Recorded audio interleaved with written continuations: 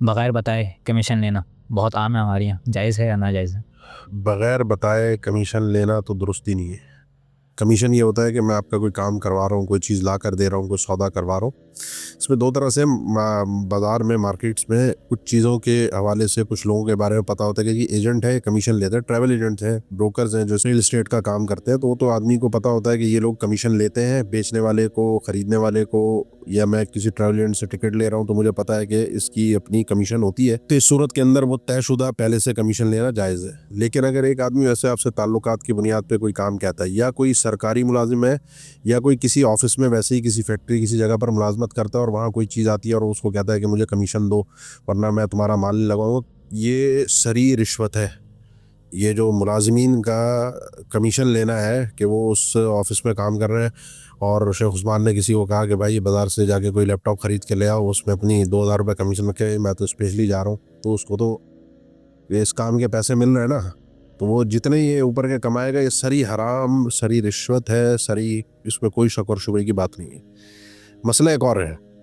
اور مسئلہ ہے بغیر بتائے نا، اس طرح ہمارے اندر یہ مادیت پرستی آ گئی ہے نا کہ ہم کسی کی نیکی کی نیت سے تو کام ہی نہیں آنا۔ ایک تو وہ آدمی ہے نا جو جس کام کے پیسے لے رہا ہے، سرکاری ملازم ہے، اس کو حکومت تنخواہ دے رہی ہے اسی کام کے لیے، لیکن وہ لوگوں سے بیٹھ کے پیسے لے رہا ہے اس کام کے کرنے کے، کمیشن کے نام پر، کسی مٹھائی کے نام پر، وہ تو سری رشوت ہے۔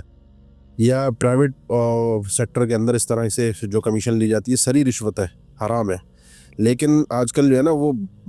کل ایک ساتھی نے واقعہ بتایا کہ ایک آدمی نے اپنے بچے کو بھیجا کوئی ڈیوائس لینے کے لیے، 250 روپے کی وہ ڈیوائس تھی، وہ بچہ لے کر گیا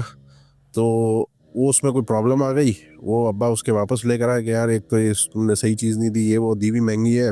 400 روپے کی دی ہے تم نے، تو سنجا نہیں 250 روپے کی دی ہے۔ تو اب اگر بیٹا ہی باپ کو چونا لگائے گا تو کیوں؟ ہمارے اندر نیکی کا جذبہ میرے اپنے اندر جب ختم ہوا نا، بچہ مجھے دیکھتا ہے کہ میں سب کو چونا لگاتا ہوں، تو بچے نے وہی سیکھا اور سب سے پہلے اس نے چونا مجھے لگایا۔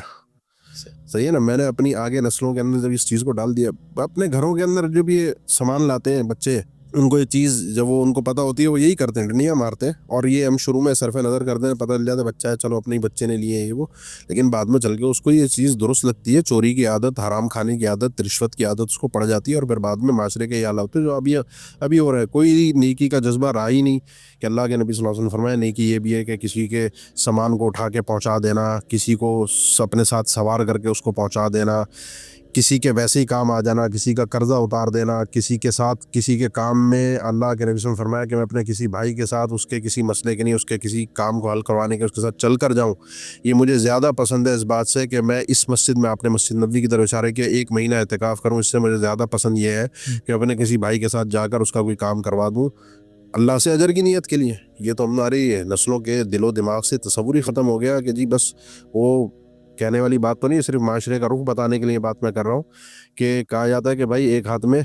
چونا رکھو اور ایک ہاتھ میں مکھن رکھو، اور اپنے فائدے کے لیے جہاں چونے کا استعمال ہو وہاں چونے کا استعمال کرو، جہاں مکھن کا استعمال ہو، اپنا فائدہ اپنا مفاد دنیا بھی عزیز ہے ہمیں، آخرت کو ہم بھولے بیٹھے ہیں، مرنا ہمیں یاد نہیں ہے، اللہ کی رضا کے لیے کام نہیں کرنا، ہم نے سوچ لیا کہ صرف نماز وہ ہوتی ہے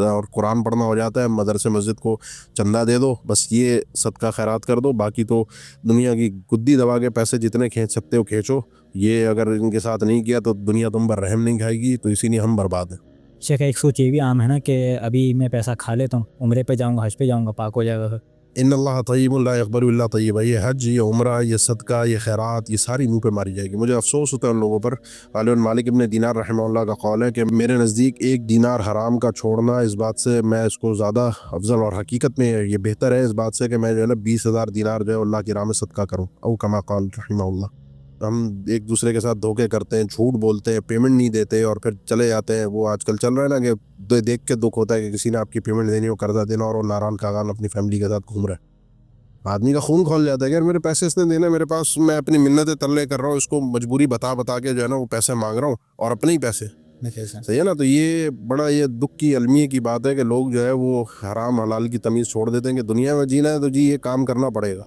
پھر اس کے بعد نیکیاں کرتے رہو۔ پچھلے دنوں بھی ایک ویڈیو وائرل ہوئی تھی کہ وہ ایک خاص کمیونٹی کی تھی، انہوں نے کہا کہ اگر ہماری کمیونٹی کا بندہ اگر کہیں پہ 2 لاکھ روپے اگر کہیں مسجد میں یا کہیں ادھر ادھر فنڈ دے رہا ہے نا، تو یہ سمجھ لینا وہ کسی کی جو ہے نا وہ 2 کروڑ کی نماز پڑھا کے بیٹھا ہے، تو وہ 2 لاکھ دے کے اپنے 1.98 جو ہے نا وہ نکلوائے، وہ پاک کروانا چاہ رہا ہے، وہ حلال کروانا چاہ رہا ہے۔ 2 लाख दे के वो समझता है कि जो है ना 1,98,000 जो है ना वो मैं किसी तरह जो है ना उसको हलाल करवा लूँ। तो ये तसव्वुर जो है ना, ये चंद पैसे दे के अल्लाह की राह में समझ लेना कि बाकी पैसे पाक और हलाल हो गए, ये बड़ा सख्त हिसाब है। और कल क़यामत के दिन पैसों की सूरत में तबादला नहीं होगा, यकीन जाने हमारी ये नेकियां लुटेंगी और अगले के गुनाह हमारे सर पे लादे देंगे।